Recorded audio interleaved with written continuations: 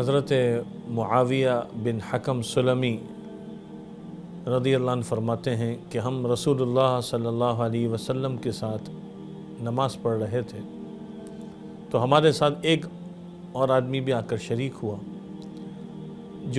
ایک اور جو صحابی شریک ہوئے یہ نئے نئے مسلمان ہوئے تھے اور اس وقت نماز میں بات چیت پر پابندی آ چکی تھی لیکن ان کے علم میں نہیں تھا.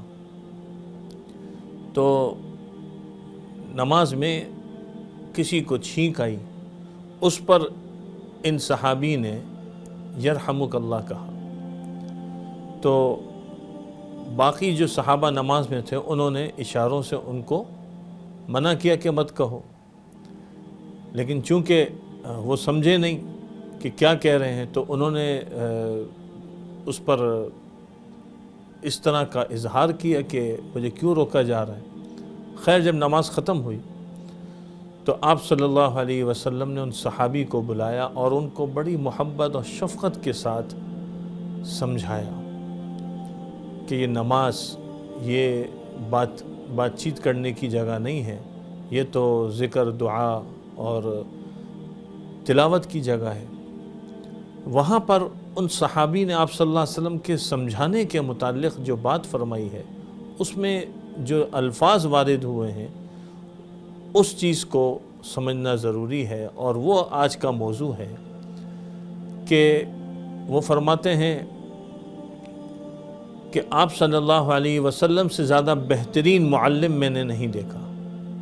ما ضربنی ولا قہرنی ولا سبنی، نہ آپ نے مجھے مارا، نہ ڈانٹا، نہ برا بلا کہا. اور یہ بھی فرماتے ہیں کہ ما رأیت قبلہ ولا بعدہ، میں نے آپ صلی اللہ علیہ وسلم جیسا معلم نہ پہلے دیکھا نہ بعد میں دیکھا. ایک استاذ جو پڑھاتا ہے، ایک استانی جو پڑھاتی ہے، اس کو کیسا ہونا چاہیے، اس کے لیے یہ ایک بہترین نصیحت ہے. آج ہم دیکھ رہے ہیں معاشرے کے اندر تعلیم کی بہت زیادہ فکر کی جا رہی ہے اور اس میں آئے دن مختلف چیزیں ہم شروع کرتے ہیں تربیت کے عنوان سے، اور ہم چاہتے ہیں کہ ہماری اولاد، ہمارے طلبہ طالبات وہ آگے بڑھیں. لیکن یہ بھی ضروری ہے کہ ہم بطور استاذ بھی یہ سیکھیں، بطور معلمہ بھی یہ سیکھیں، بطور ٹیچر بھی یہ سیکھیں کہ پڑھانا کیسے ہے. بہت افسوس ہوتا ہے، تکلیف ہوتی ہے جب یہ واقعات سننے میں آتے ہیں کہ فلانے ادارے کے اندر فلانے استاذ نے بچے کی اس طرح پٹائی کر دی، اور فلانی خاتون معلمہ نے فلانے ادارے میں فلانے جو ہے وہ اسٹوڈنٹ کے ساتھ یہ معاملہ کیا جس سے ان کی جو ہے وہ کسی ذات کے اوپر ایسا اثر پڑا جو نامناسب تھا. یعنی یہ شریعت کا حکم ہے کہ اگر والد بھی اگر اپنے بچے کو مارے تو ضرباً غیر مبرح، یعنی اس میں مار ہو لیکن اس کا نشان نہیں ہونا چاہیے. اور اساتذہ اور معلمات کو تو اس کی اجازت ہی نہیں ہے کہ وہ اس طرح مار پیٹ کریں. لیکن جب واقعات سنتے ہیں تو بعض دفعہ بچے اپنی جان سے جو ہے وہ ہاتھ دھو بیٹھتے ہیں، بعض دفعہ ان کے اعضاء ٹوٹ جاتے ہیں.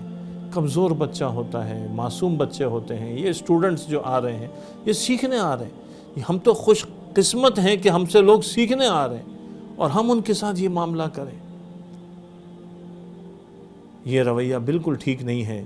معاشرے کے اندر اس کی وجہ سے ایک طبقہ علم سے اور تعلیم سے محروم ہوتا جا رہا ہے، اور اس کا ذمہ دار وہ ہمارا رویہ ہے، وہ ہماری غلط تربیت ہے، وہ ہمارا غلط انداز تربیت ہے. اس پر غور کرنے کی ضرورت ہے کہ ہم کیا کر رہے ہیں.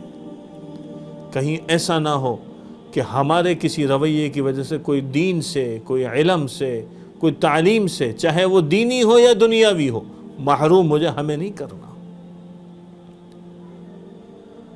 اس لیے بہت ہی مؤدبانہ گزارش ہے، درخواست ہے کہ بچوں کے ساتھ اس طرح کا کوئی معاملہ نہ کیا جائے.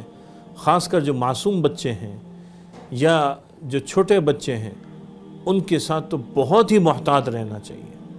اور بعض دفعہ جب ایسی تنبیہ کی جاتی ہے جو بہت نامناسب ہوتی ہے، کبھی بہت زیادہ دیر تک کھڑا کر دیا، بہت زیادہ اٹھک بیٹھک کروا دی، بعض دفعہ ایک ہی سبق کو 100 دفعہ لکھوایا جاتا ہے، بعض دفعہ جو ہے وہ کوئی اور اس طرح کی جو ہے وہ تعدیب کی جاتی ہے جس کی وجہ سے بچے کا حوصلہ ٹوٹتا ہے، نفسیاتی طور پہ وہ کمزور ہو جاتا ہے، وہ سمجھتا ہے کہ میں کسی چیز کا جو ہے وہ یعنی کام نہیں کر سکتا، میں اہلیت نہیں رکھتا، تو یہ اس کے اندر یہ طبیعت میں کیوں آ رہا ہے؟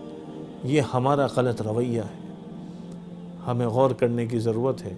میں اس پر یہ عرض کروں گا کہ ایک کتاب ہے حضرت شیخ عبد الفتاح ابو غدہ رحمہ اللہ کی، جس کا نام ہے الرسول المعلم صلی اللہ علیہ وسلم، کہ رسول اللہ صلی اللہ علیہ وسلم کیسے معلم تھے۔ اس کتاب کا مطالعہ ہر استاذ، چاہے وہ مرد ہے یا عورت ہے، اس کو اس کا مطالعہ کرنا چاہیے اور ایک بہترین استاد بن کر تعمیر معاشرہ کا کردار ادا کرنا چاہیے۔ سوشل میڈیا پر سب سے قدیم اور سب سے ریلائبل برانڈ درسقرآن.com